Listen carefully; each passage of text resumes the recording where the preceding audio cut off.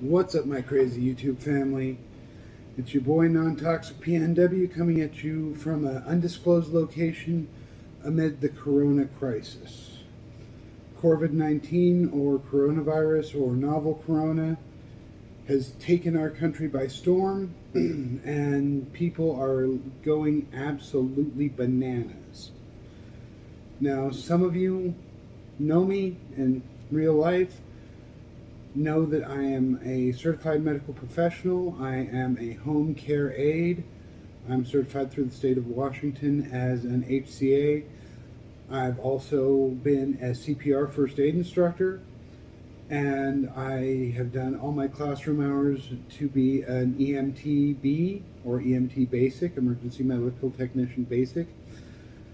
My father was a United States Navy hospital corpsman assigned to the Marine Corps, 3rd Force Recon, Fleet Marine Force. He was an LA paramedic.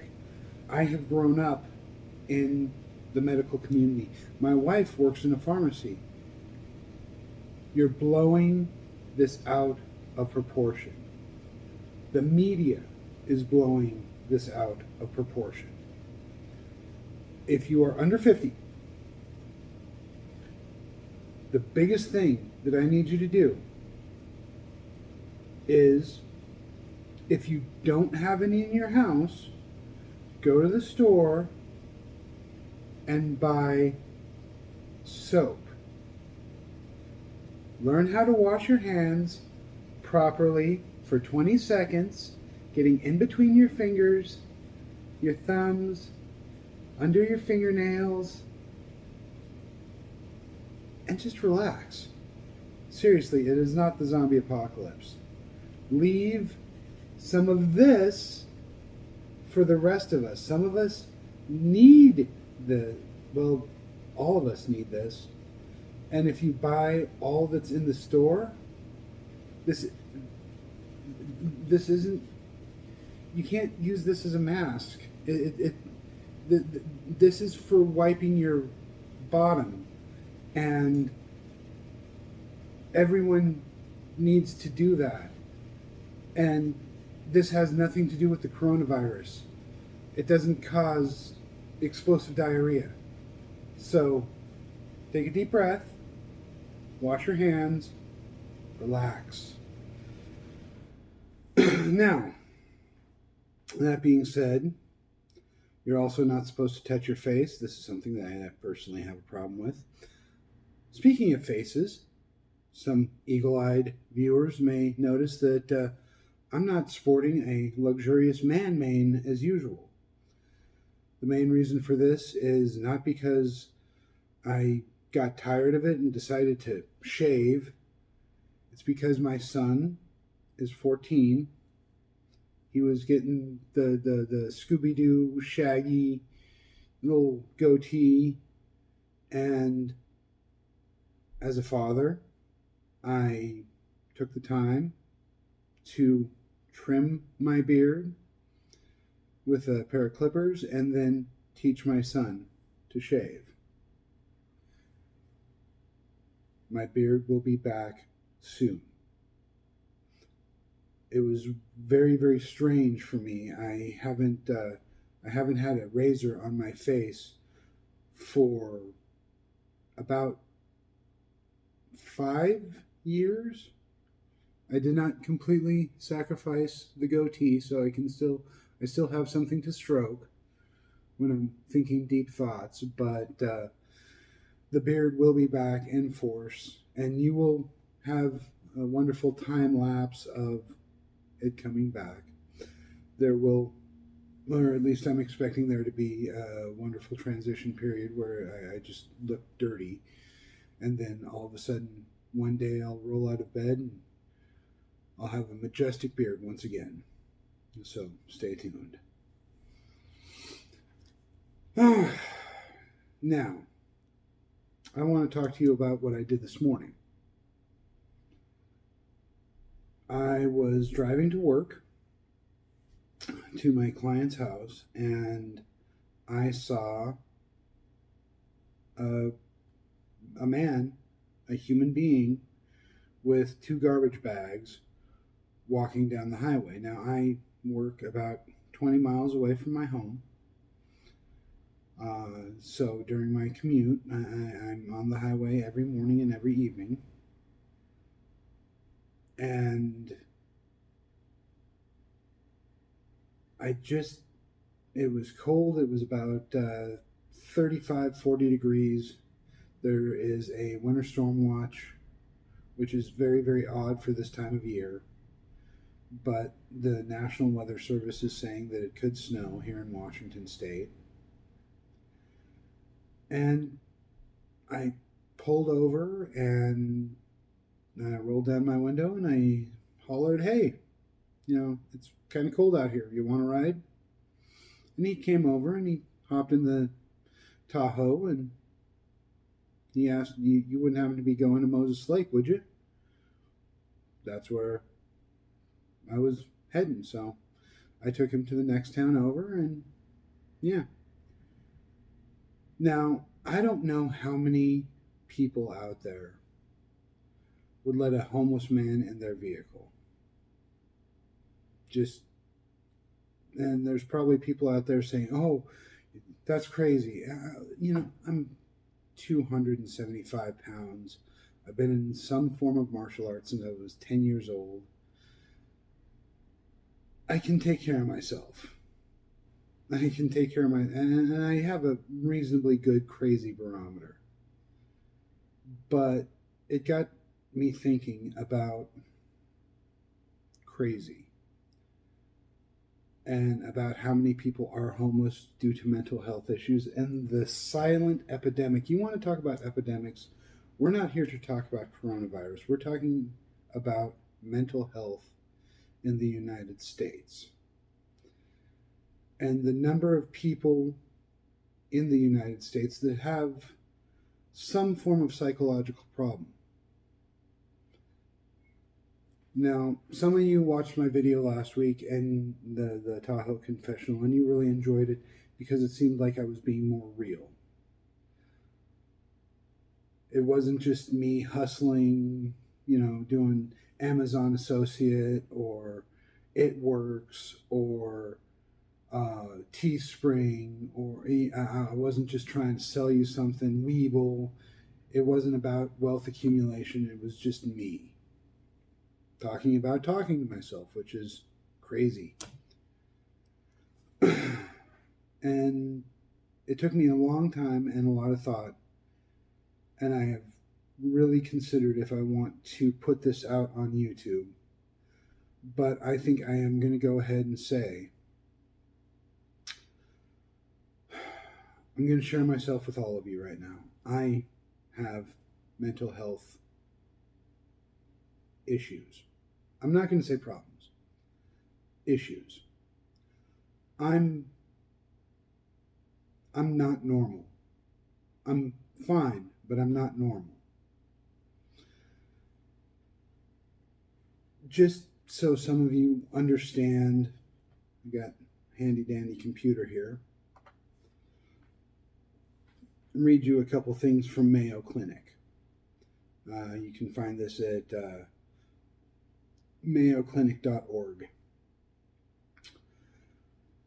Attention deficit disorder, ADD, is a neurological disorder that causes a range of behavior problems such as a difficulty attending to instruction, focusing on schoolwork, keeping up with assignments, following instructions, completing tasks, and social interactions.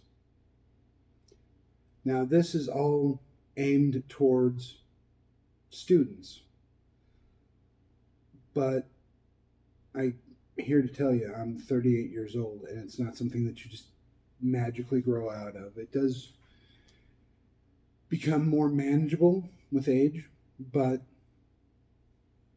I have ADD.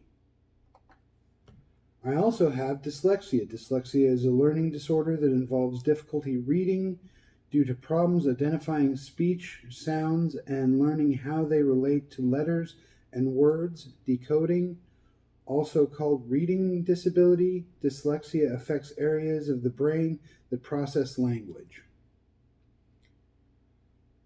It has taken me nearly 40 years to become comfortable enough to read in front of a camera.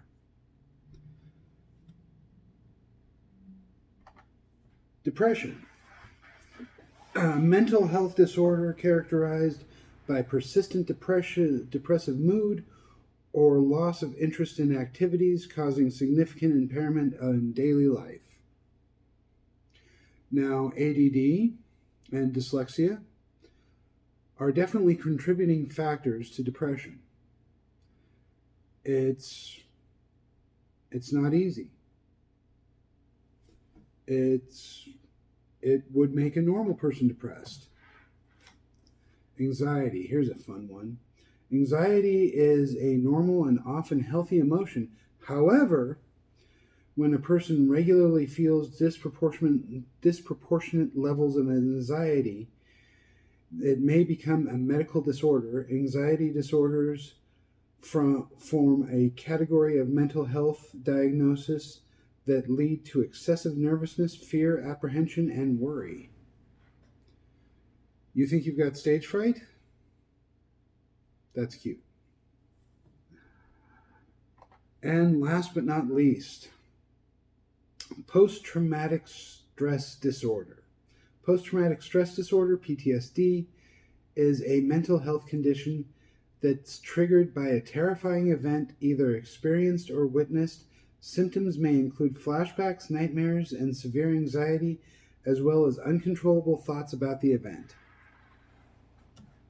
Now you take all of that into account, and you look at me trying, hustling, trying to do side jobs, working 40 hours a week, being a husband, a father, a son, a medical professional, a YouTuber, and I'm here to tell you that if I can take all of that along with my 9 to 5 and normal everyday life, load it all on my back, and make it without any medication, no matter how bad things are, there's hope for you. No matter where you are, no matter what you're doing, no matter who you are, you can do it. You can make it.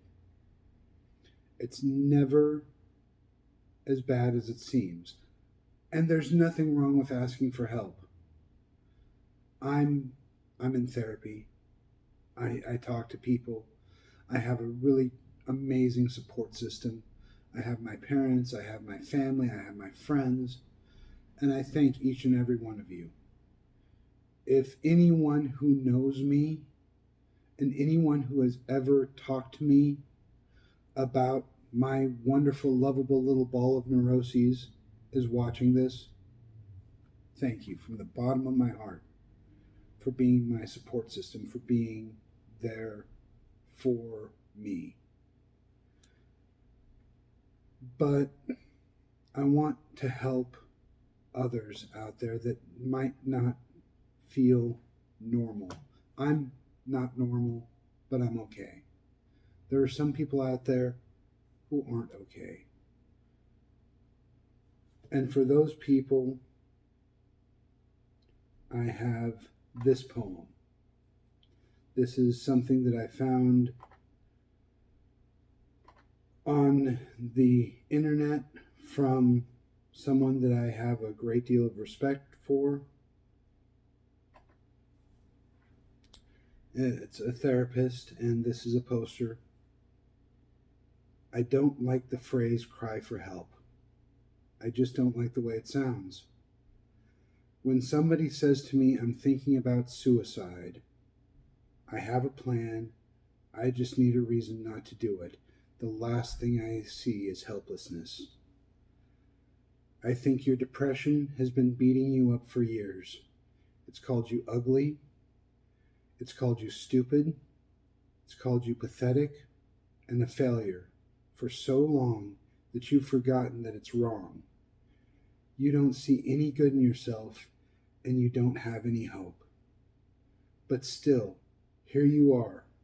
You've come over to me, banged on my door, and said, Hey, staying alive is really hard right now.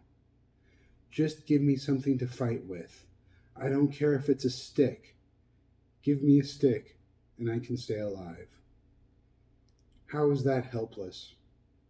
I think that's incredible. You're like a Marine, trapped for years behind enemy lines. Your gun has been taken away. You're out of ammo. You're malnourished, and you've probably caught some kind of jungle virus that's making you hallucinate giant spiders. And you're still just going, give me a stick. I'm not dying out here. A cry for help makes it sound like I'm supposed to take pity on you. But you don't need my pity. This isn't pathetic. This is the will to survive. This is how humans lived long enough to become the dominant species. With no hope, running on nothing, you're ready to cut through hundreds of miles of hostile jungle with nothing but a stick, if that's what it takes to get to safety. All I'm doing is handing out sticks. You're the one staying alive. You know, a lot of people, almost everyone, and hats off to the veteran community for making it a point and making it a daily phrase and a daily reminder. And everyone in America knows the 22 Veterans Day commit suicide. But did you know, and that by far is proportionately the largest margin for any one group, and it's grievous that many men and women who have served their country feel so lost and so alone and so helpless that they choose to take their own lives. But that's just a slice of the pie, guys.